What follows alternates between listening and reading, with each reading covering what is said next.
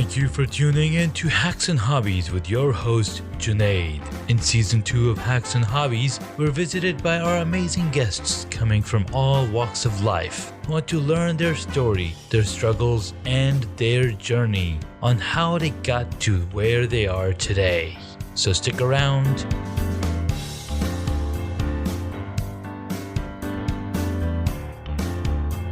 In this episode, I get to speak with my good friend and my good brother and brother-in-law, Omar Moinuddin. He's a software engineer, but he's also much more than that. He is a much more creatively connected to his artwork than I am. I mean, the first time I saw him drawing Batman, it's like, what? You can do that? Like, yeah.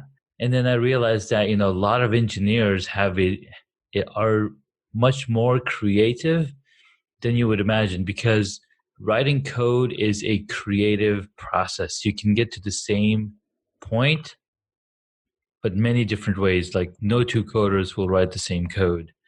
And so he's been doing lots of cool things recently, and I'm just like, we need to bring you on and talk with our audience, because we talk a lot about hacks and hobbies and life journeys, and what better way to do that than on a podcast. So Omar, thanks so much for joining again. Yeah, thank you so much for that really nice introduction there, Junaid, and really nice to be talking to you again. Of course. Uh, so yeah, where do you want to get started? So I know you've been doing a lot of different things, including being a parent to two kids and raising them and taking the load as a parent. And we've had a lot of parents come on the show and talk about, what it is to be a good person, what it is to be a gentleman, what lessons we want to teach our kids. So go through that route, and then we can go into some of the hobbies that you've taken and accomplishments last year. What it took for you to get in shape and make those Spartan races happen. Yeah, yeah. So being a parent, man, it's definitely been a journey. I think almost everyone, when we reflect on it now, you always think about the fact that it's never quite what you expect it to be. You always go in with a lot of expectations about what it's going to be like to be a mom, a mom or dad, and what it's going to be like to have kids. And then it really happens, and you're like, okay, this is nothing what I thought it was going to be like. It ends up being usually a lot more stressful, a lot more involved, and at the same time, it's full of wonderful moments and the things that you would you just have to experience it, right? It's like the Matrix. You have to go through the whole process to Mm-hmm. appreciate all the good and the bad. And I think the hard part to me these days is that my wife and I, we both are fully employed people, and on top of that we have two girls Mm-hmm. that we are trying to raise, and it becomes a really tough balancing act to fit in your work schedule, fit in your time that you have to spend with the kids, and then also try to carve out something for yourself, to kind of keep yourself sane, because I think that you're just only doing work, and that you're just on this route to get burned out. Mm-hmm.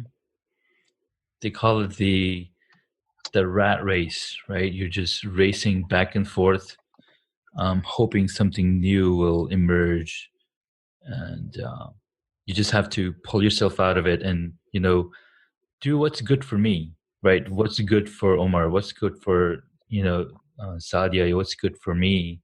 In the sense that I'm spending so much time and energy looking out for the well-being for my kids, but what about the well-being for me? Who's gonna look out for that?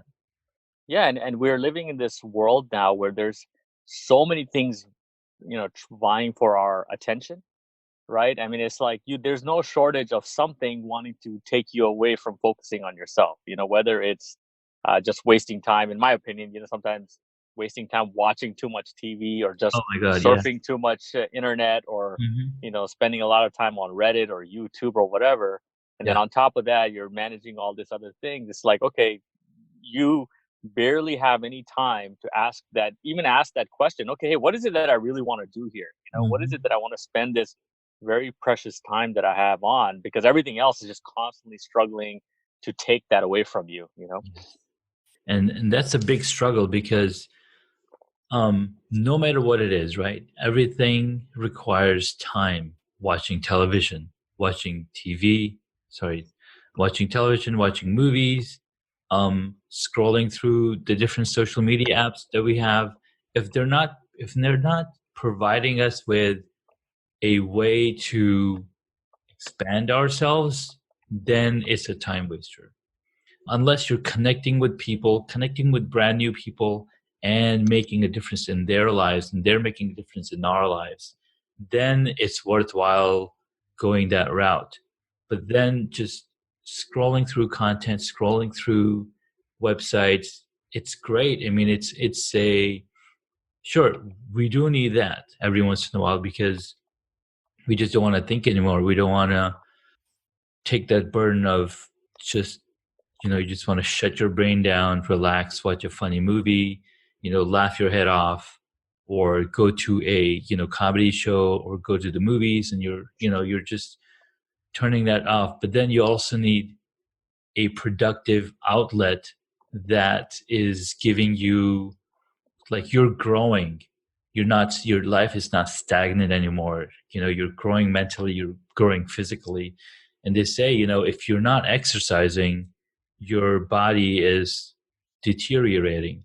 Sure, And sure. the recommended exercise that they say, 30 minutes 3 times a week, is just to maintain what you have, because maintenance requires, and it's not even, like, for example, if you wanted to train for something that you're not normally doing, and that's the next topic, right? Like, you have to train for your Spartan race, right? So how did that, like? Yeah, so one of the things, just kind of to tie in the thing with the kids, we between the wife and I, we were really having, a hard time trying to find time for ourselves. And especially when you don't have a specific focus to really drive you to want to do it, it's Yeah. hard to just carve out time to go exercise, and just I'm just want to gonna exercise, but just exercise for the sake of exercising. Mhm. Unless you're, Arnold, and that's just all that you focus on. Even if you, I think even he had a goal, right? He wanted to become a bodybuilding Mhm. champion and so forth. And so I think this is where one thing that started to happen. This is kind of something for anyone who's thinking about having kids or has kids, young kids already, is that things do get better. And that's one thing we realized, that hey, as the kids started to get older, they Mhm. do your time does start to free up. And that's really what gave us an opportunity to say, okay, look, we really want to get in shape, but just working out is not giving us enough motivation. And my wife at the time, I think I've always talked about it, that I wanted to do participate in one of these obstacle course racing type of events, because they look like Mhm. fun. They have, you get dirty, you get a chance to kind of be a kid again. You're jumping Oh, over yeah. obstacles and walls and climbing ropes and stuff. So Yeah. she and I've always talked about it, but I never took the initiative to just say, okay, let's commit and do it. Mhm. But I was lucky, she ended up just finding something on Groupon, and we ended up, signing up for one of these events.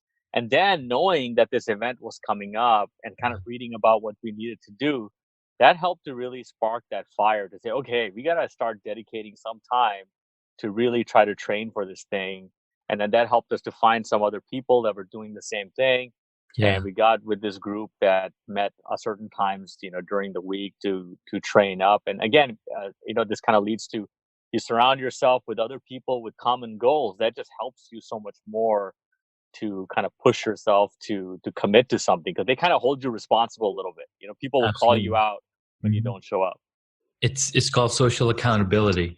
Right. And something that I've involved myself into, right? So starting a podcast was very interesting. And initially, I was just self motivated because I was enjoying the beekeeping process and talking about them. And then I joined the Anchor community, which is all of the podcasters. And now you're listening to other people's struggles, what they're doing to do their podcast, and then it kind of motivates you. And then the 30 days of videos challenge, that was also, a concerted effort where there's 30 people in this LinkedIn messaging group, and they're all, pushing each other and cheering each other on. You got your first video, now you got your second video, and then you get that feedback, and then that feedback loop just helps you build more content and build more confidence into moving forward. Yeah, and without it, it's so easy to be like, I'm too tired. I don't want to do this thing today, and then just give into it. But here you have these people, you don't want to let them down. And I think Yeah, that's a huge force that helps us to stay motivated and keep on track. And, and so yeah, that's kind of how we got into the Spartan racing, and then it kind of spawned from there as far as, oh well, if we did one, let's try to do in the Spartan racing community.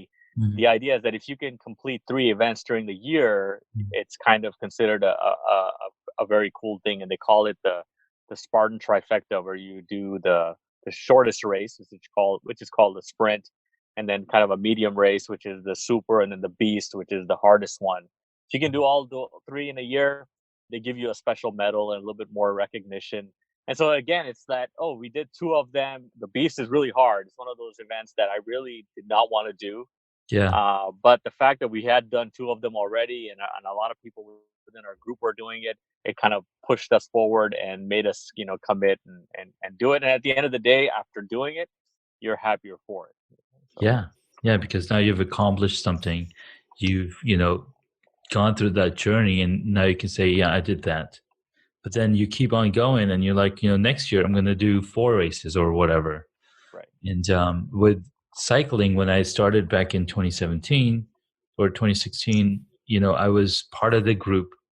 I'm still am, and they had a Slack group, and then constantly talking about constantly talking about biking gear, Yeah, this is biking, Team Velocipede, right? team velocipede, exactly.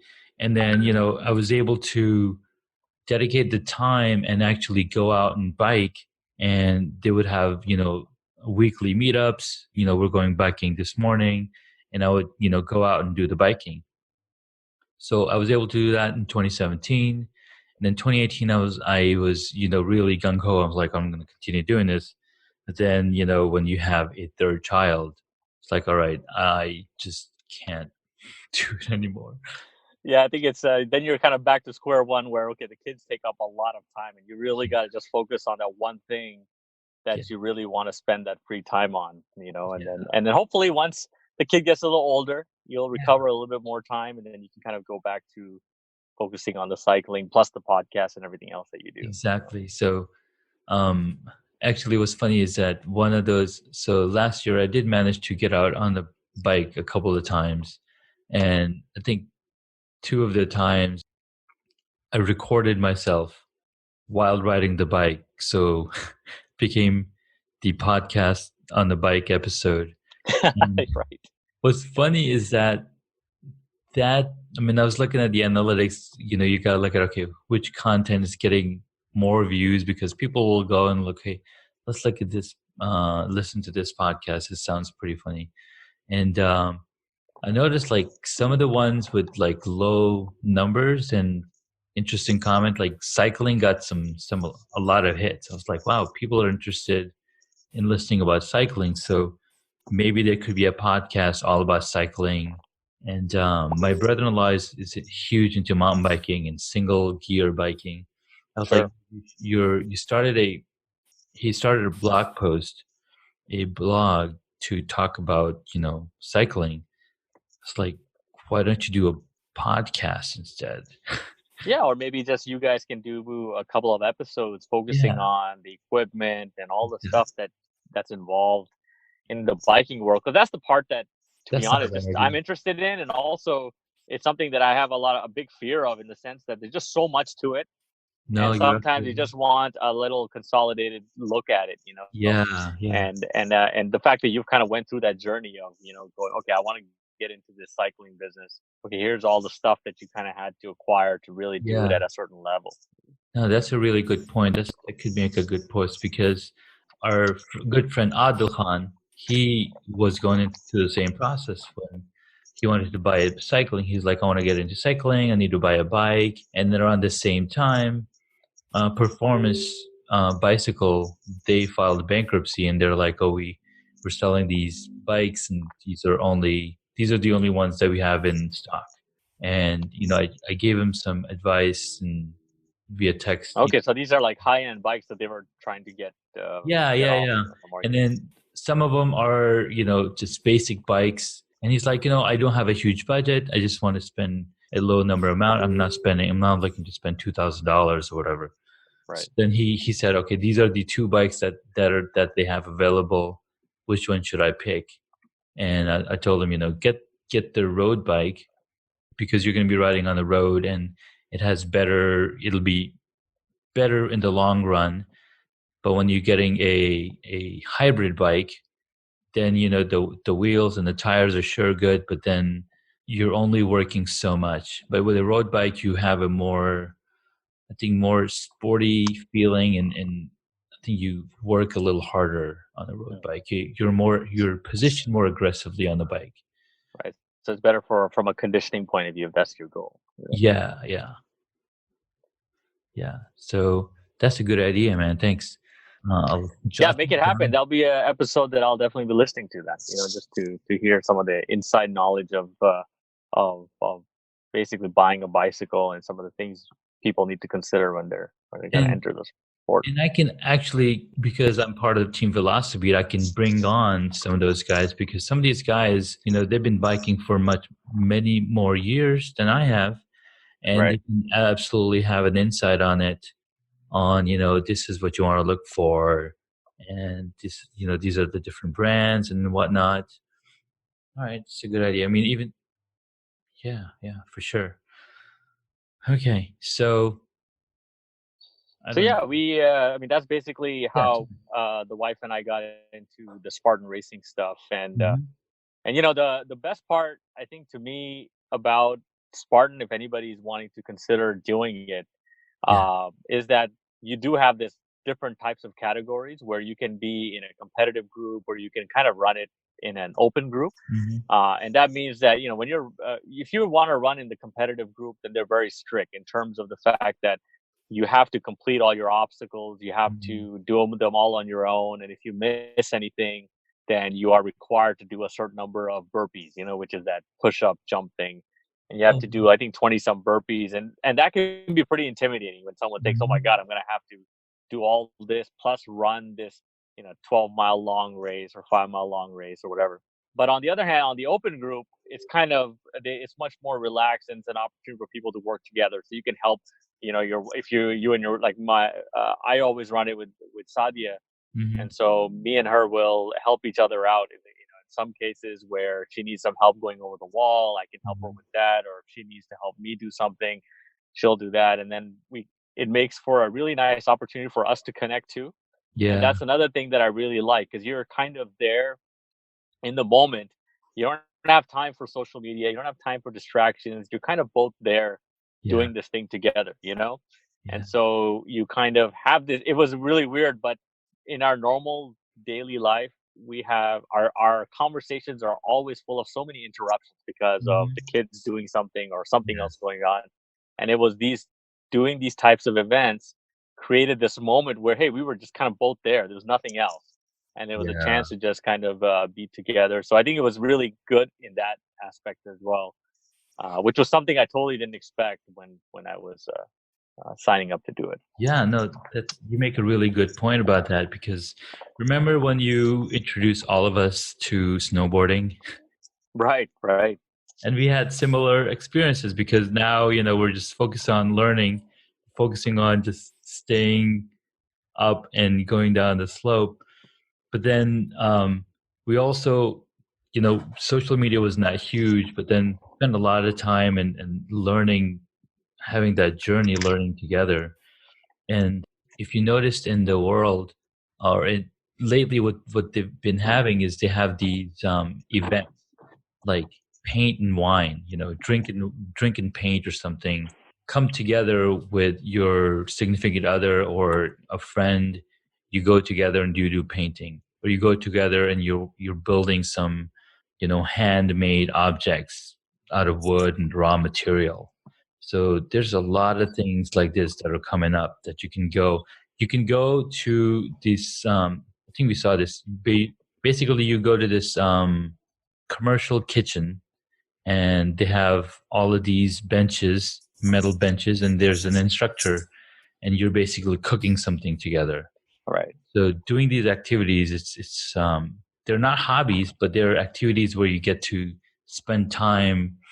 Uh, it's like going to a dinner or going.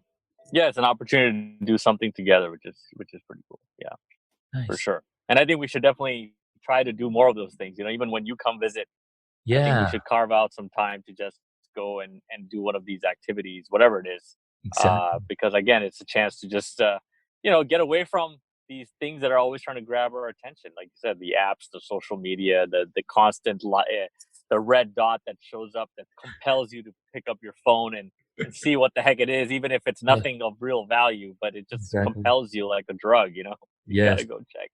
So what's interesting about what you just mentioned, right? When we do visit, we'll have to carve some time out to go do that.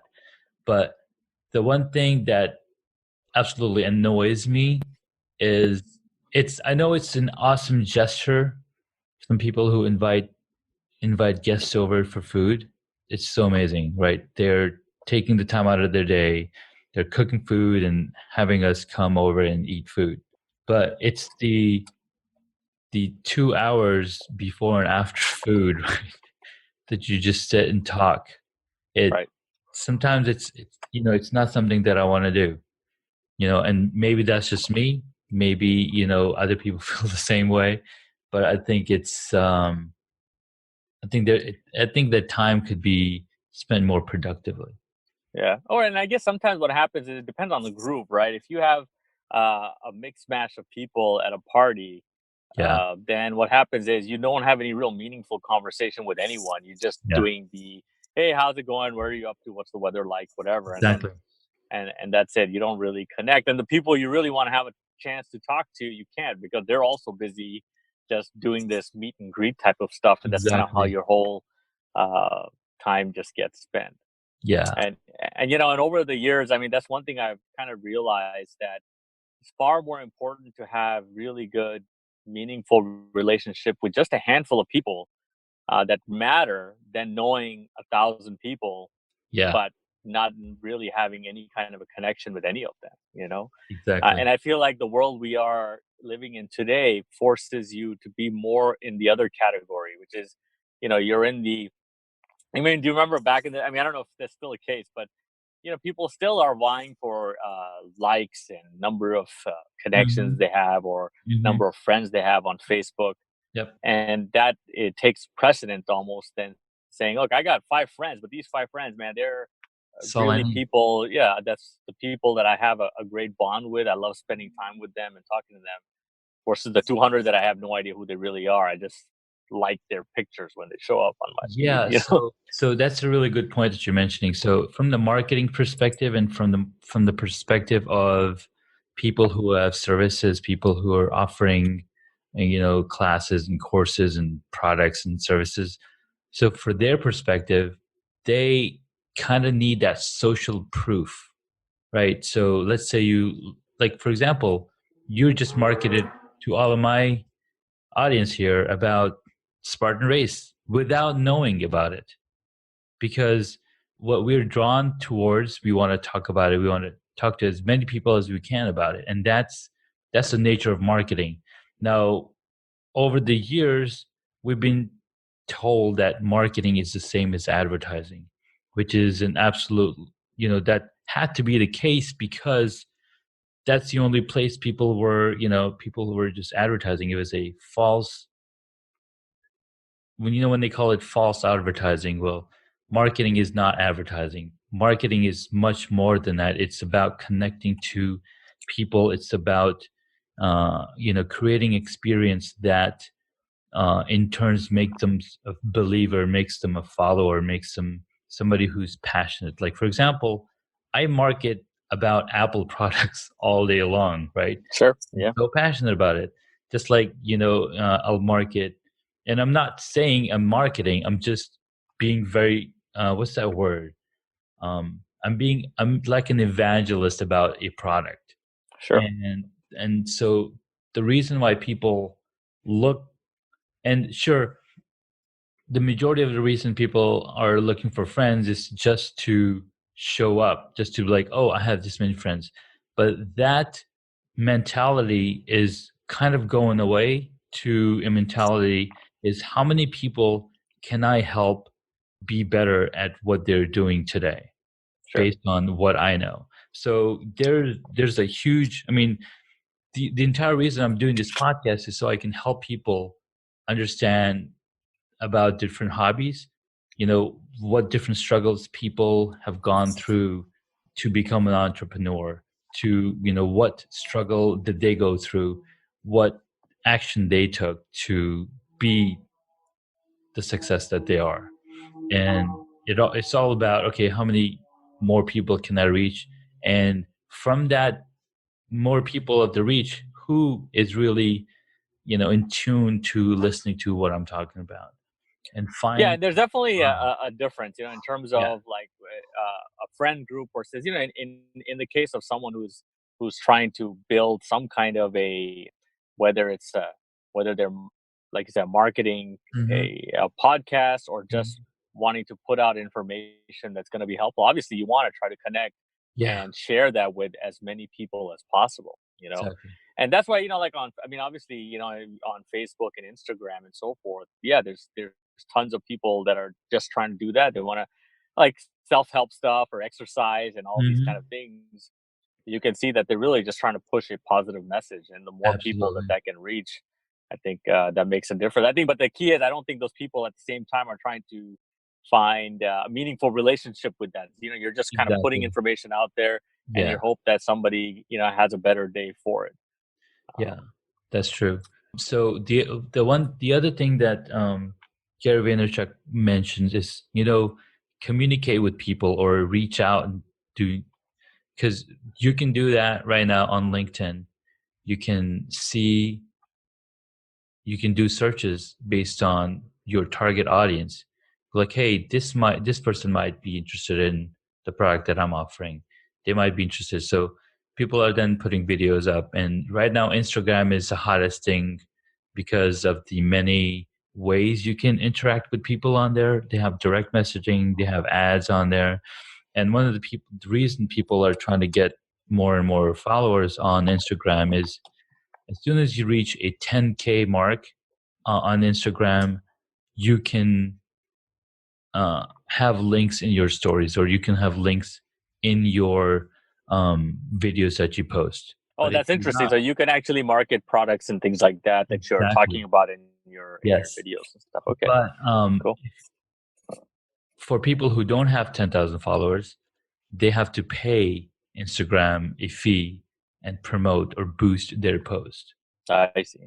Yeah. So then you can say, okay, what's the call to action? Do you want them to go to your profile? Do you want them to go to a website? Do you want to go them to go to, where do you want them to go to? So it's really interesting. It's a, I guess you could call it, I guess you can call it Facebook's way of manipulating people. But that's what it is, right? Facebook wants your money, and the only way they can get it is through advertisements. Yeah, I mean, that to me is like, when people complain about ads, when people, watching TV, when people complain about ads, it's kind of Yeah, like, somebody's paying for this thing to show up on your screen to watch. exactly. Okay, I'd say and if you're not paying anything for it, then that Yeah. means someone else is, and they're getting something out of it. And the case for the fact that, hey, we get a place to share our pictures and connect to our friends. This service is not cheap. It's Yeah, coming, it has a cost associated with it. And the, absolutely. the way that majority of these companies make up for that is Mhm. by selling your information for ads and so forth. And that's just something that we're buying into, and Yeah. it's unfortunately, it's a choice that you are almost forced to make nowadays, because Mhm. there's only these handful of places to connect socially, whether it's Snapchat, Facebook, Twitter, Yeah. uh, and all of them kind of operate on the same model. And but if you want to disconnect from all of that, then, well, might as well be a hermit because you're basically out of the loop in everything. Yeah. Yeah. So. and then you're depressed because Right. Well, or maybe I not. can Maybe really you finally achieve zen at that point because you're yes, like, that's true too. Did you hear about these jail cells that are designed so you can like pay somebody and go live in a jail cell where you have no access to internet, you have no access to phone, social media, and you're provided food. right. Well, I mean, This is we are as addicted to these things. Just like we were talking about how that red icon that shows up with a number Mhm. next to an app, and it literally compels you as much as LSD would compel you, or Yeah, whatever, to go check it and get that hit. Where that ding or that noise that happens, and it makes you feel good that you have so many likes and so forth. That is literally an addiction, it is. for so many people, and it can become almost, a lot. For most of us, it's something that we are able to manage and control. But just like Mhm. there's people that become alcoholics or become drug addicts, it can be something that they just can't. It just starts to take over, distracts them out of just being able to complete normal day-to-day tasks or just be focused at work. Exactly. I know people that are like that, that just can't focus at work without, like, you were talking to them for 30 seconds and they can't Mhm. help but wanting to take out their phone and look at something. Yes. And that's where, in society we have to be very careful, because there's that group of people that really can get into a lot of trouble, just like people did with the opioid epidemic and so forth. Mhm. You just get addicted to these things, and then you really do need to put yourself, just like in a Betty Ford detox center. You Exactly. have these jail cells, I guess, where they just take your phone and Mhm. make you Like, here's a jumpsuit, and a blanket. Thanks. You can get your phone at the end of the week. right. Like, people wanna be put in these places because they can't control themselves. It's crazy. Right. Yeah, and So, then and that's the scary part. I mean, we are this generation that literally saw some from nothing to everything being connected. And yeah, we were in this entire transition.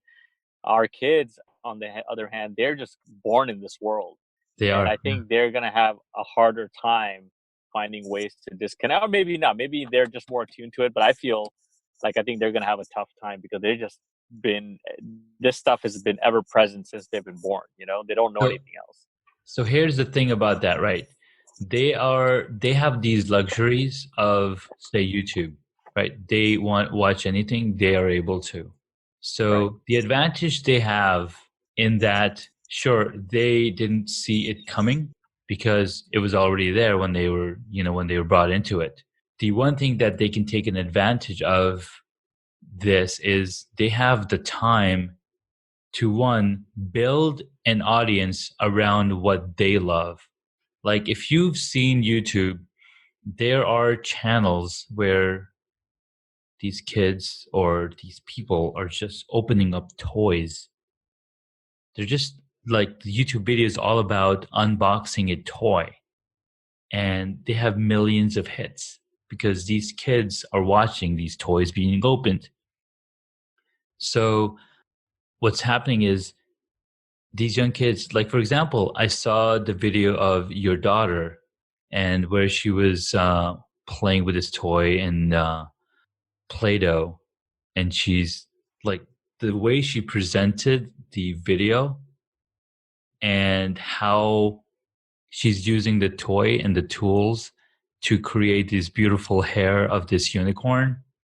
And then at the end of the video, she's like, thanks guys for watching, subscribe to my channel. Like, that's ingrained into them, which means that they could be future YouTubers, building their audience, building their own niche environment where they can grow as a influencer or as somebody who's teaching other people how to do things. Yeah, I mean, that is the one positive spin, is that everyone pretty much become, just like, in the past you had a very select few people in the media that were the producers of content, Mhm. and you had a much bigger audience of consumers. Yeah. Now we have a much more democratized view of things, where pretty much anybody is playing both sides. You can be a producer of your own niche thing, Mhm. and you can also be a consumer at the same time, and Yeah. it spreads the pie. and you get a lot of different views and a lot of different very specific things that you might only care about. Like I love watching, here's another plug, I guess, for somebody. Mm-hmm. But Linus Tech Tips, right? Mm-hmm. I don't know if you've seen his channel, whatever, but he's basically a guy that does really detailed reviews of technical products and so forth. But he has sort of a niche of the way Mm-hmm. he does his reviews. But Yeah. that just really appeals to me much Mm-hmm. more so than just the broad reviews that would happen uh, in in on TV channels or some other thing before, because Yeah. they were trying to cover for a much broader audience.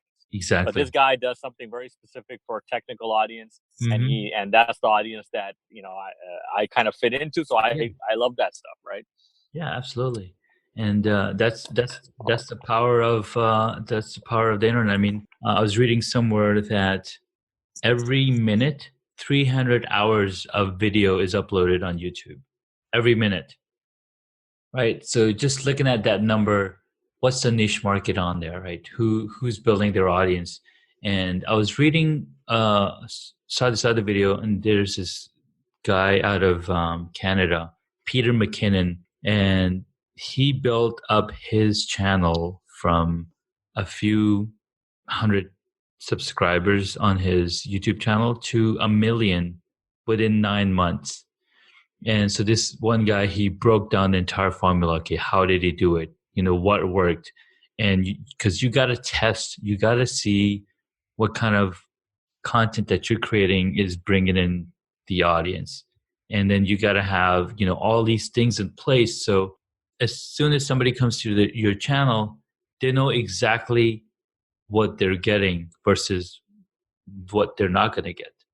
And there's so many algorithms running on YouTube, and they know exactly what video you watch and what video should be played next or recommended next.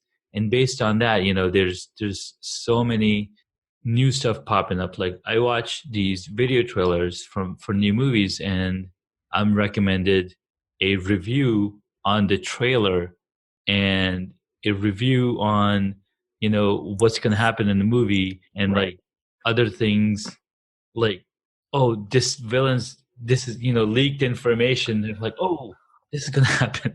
Right. Yeah, I mean, I think all of us have gone into that YouTube black hole where the Yes, one video leads to another, and yeah, that's that algorithm at work. It just keeps exactly. giving you the things that it knows that are going to pique your interest, and it's going to continue to want to make you watch. I mean, it is magic in some ways, but it's also a little scary. Like, okay, It YouTube is. knows me pretty well. Knows me better than I know myself sometimes. Yeah. So, Elon Musk, he had an interview with Joe Rogan on his show, or was it Tim Ferriss? Can't remember. I think, It was Joe Rogan. I yeah, remember Joe I watched it. Rogan. And you've probably seen it, right? And he was like, these are all smart engines. Google, LinkedIn, Facebook, Twitter, they're learning from our behavior, and the advertising that are played, they know exactly who we are. And Seth Godin, in his book, This is Marketing, he talks about there's no privacy.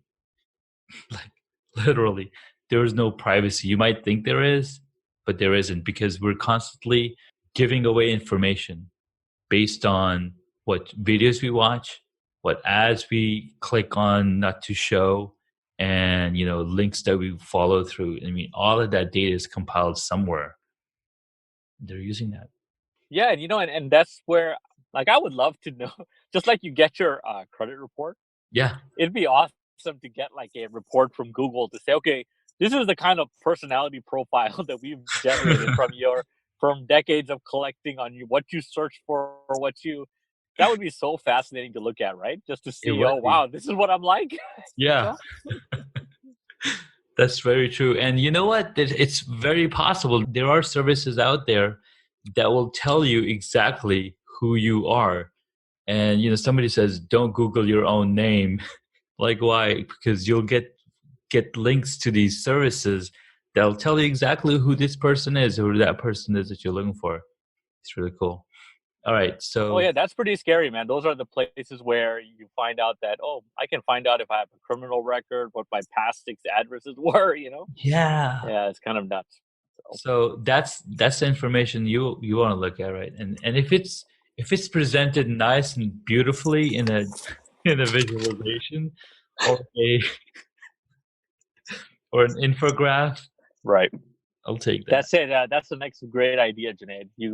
Custom infographics that get made for you based on your internet personality. Just It shows your bas- persona, who you are. right. Just goes web crawls through all that data and comes back with. Nice. All right. So, Omar, you got some questions for all of our guests. Number one, what is one hobby that you wish you got into? Oh, that's a easy one for me, man. Because I always had a real love for drawing and art, Mhm. and especially comic book art. And Yeah. it's one of those things where when I was younger, I really was into it. But being a product of the Pakistani Indian community, and having parents with kind of more rigid mindsets about what the expectation is from kids in terms of what they're going to study in school and so forth, Yes. it just was never looked at. It was only ever looked at as a hobby and never Mhm. something that I should try to pursue. And I that's probably, if I have a regret in life, is that I never tried to do something with it. Like actually put myself out there, create a portfolio, try to see if I can get into the comic book world and so forth, because that would have been truly something I would have loved to have tried, at least knowing that, hey, I tried it, okay, it didn't work out, I didn't make it, whatever, but at least I Yeah. know, rather than having this big unknown. And a lot of it was just because my parents were like, drawing, why would you do, what good is an artist? How are you going to make any money that way? How are you going to feed your kids, right? Type of stuff. You should check So, out the episode I had with Errol Erdeman. He had very similar, we talked about similar things. right. And I have good news for you, my friend. You can still pursue a career in, well, if it's not a career, but at least see where it would go, right? So I know you know of Dilbert, Yes. Yeah. right? Dilbert is a comic for those of you who are Living in young. a black hole and don't know what Dilbert is. Yeah.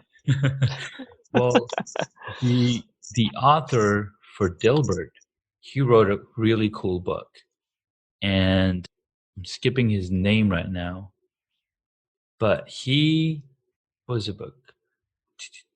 So he wrote a book called The Joy of Work. Scott Adams is the name of the guy, and he's like, he had a corporate life. Like he worked from manager, clerk position. Then he was just lucky to become a manager, and then he eventually started. He's like, I really want to draw, so he started drawing and started doing these comics, and we know where he is now. Another example is a good friend of mine on LinkedIn. He was doing 30 days of napkin drawings. I think it was so every day he would draw in in his notebook. He would just draw whatever came to his mind, and he would just post it on LinkedIn. So every day he had a new post with his painting. So that's one approach you could take into seeing where your hobby could take you. It just comes down to, okay, you just need to take some time out, 30 minutes, whatever, draw something, put it out there, and see what happens. Yeah, and that's it. And you make a good point in that we live in this world now where you have some kind of an audience. I mean, why do you make a Mhm. comic book? Because you want people to read it. Well, this is sort of a way to share what you are good at doing with the rest of the world, and Yeah. then see how people like it. And that's kind of, yeah, I mean, it might not, it's not maybe doing it at a professional level, but it's at a No, level where it could be still very satisfying. here's another one, dude. So I know of my good friend David Calvert.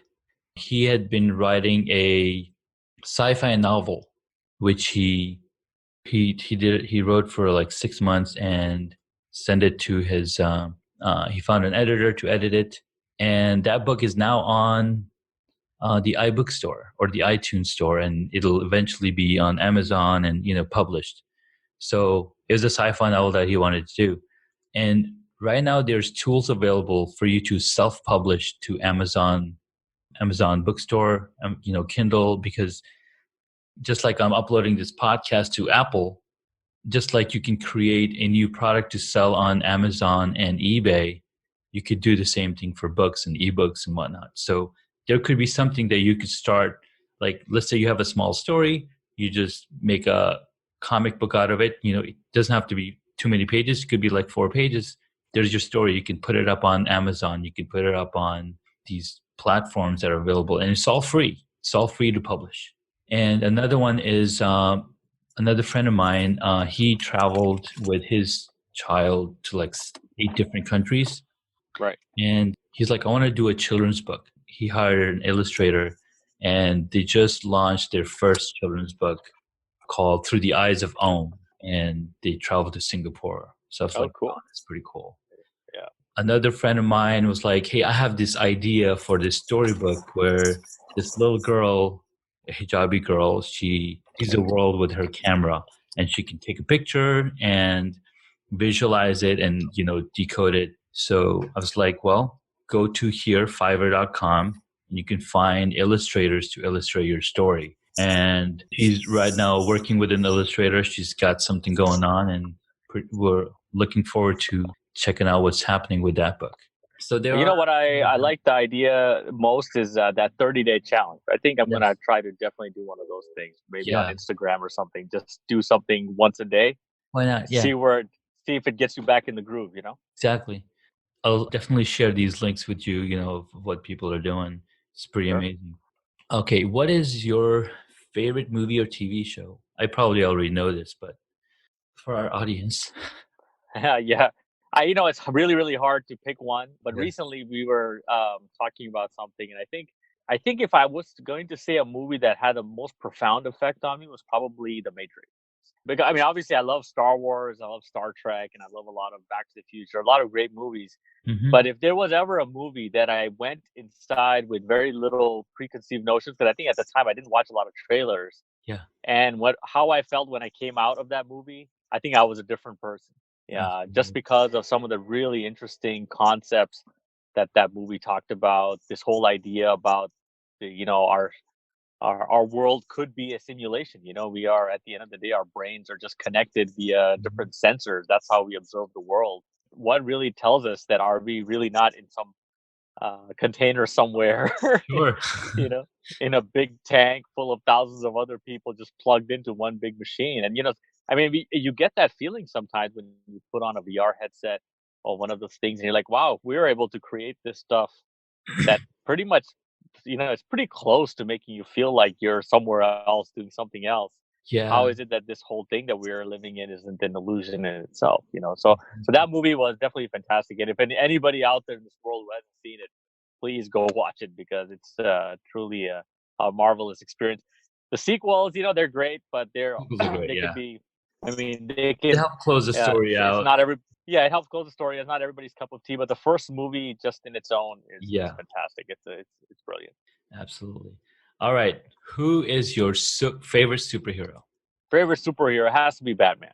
Yep. Batman it is. Um, yeah, I mean Batman, just because I think one, he really is super because of his mind. He's Yes. basically a genius mind to always outthink and outdo a lot of his arch nemesis, and he also lives by code. Right? He has Yes. this. No matter what happens, he always lives by that code, and I always found that very admirable. I mean, Superman, all these other characters are great, but really, Batman is something you can really imagine someone with the drive, the physical ability to possibly achieve, Yeah. in this world. So that's kind of one thing I always respected about that character. Awesome. Last question. If you were a board game, what would it be? Oh man, that's that's a tough one. I'm not a big board game player, Yeah. so that's so. Let me think. If I could be any board game, I mean, I guess I guess the cliche answer would be, well, I'd be a chess or something, just because, but maybe, okay, I would say uh, there is one board game that I would pick. I don't know if you know Ludo, right? I do. Mhm. Yeah. So I don't know if a lot of people in the US know that game, but Actually, the game is similar to Trouble. maybe. So I think the reason I would pick that board game Mhm. just because it was one of those games that I played with my grandmother growing up. and I have very fond memories of playing with that because that was one game she loved to play. And anytime you were bored, she'd be like, "Let's play this game," yeah. and she would get so into it and everything else. And I have some fond memories associated with playing with that game, so I think I would pick that one. Awesome, man. Well, thank you so much for coming on the podcast. Where can people find you if they wanted to connect with you? I really don't know. I I don't have much of an online presence, but I guess on Instagram you can maybe find me somewhere. But maybe we can put a link. Yeah, because because the audience will want to follow your 30-day challenge of your There you drawing, go. right? Yeah, so I think we'll have to put a link in there because I don't know. I don't give out my Instagram ID enough that You can I don't create even a know what new it is. one just for this challenge. There you go. I like that idea. So Awesome. so we'll put it in the show notes. Yeah, put it in the show notes. All right, man. Thanks for talking. Yeah, thanks for having me on your show, and it's really great. I think for a lot of us, Jay, you've been doing this thing, and it's a little inspirational, man, because I think we're all in the same age. We've all kind of been through this thing where we started families, and our time became very limited, slowly, and it's hard to find time to do the things you're really passionate about. Yeah. Seeing you do this is kind of inspirational for us all, and I think we're all going to try to adopt some of those same habits and hobbies that you're doing, and hopefully get more time for ourselves back. Exactly. I think I should bring more family on. Yeah, this way you can get to know a lot of your family that you might be like, I haven't talked to you in years. Let's chat. Why don't you talk to me on Zoom? All right, man. All right. Congratulations, you made it to the end of the episode. Thanks so much for listening to our guest on this episode. Please send me an email at junaid@hacksandhobbies.com to tell me what you loved about our guest today. You could find links mentioned in this episode on the hacksandhobbies.com website.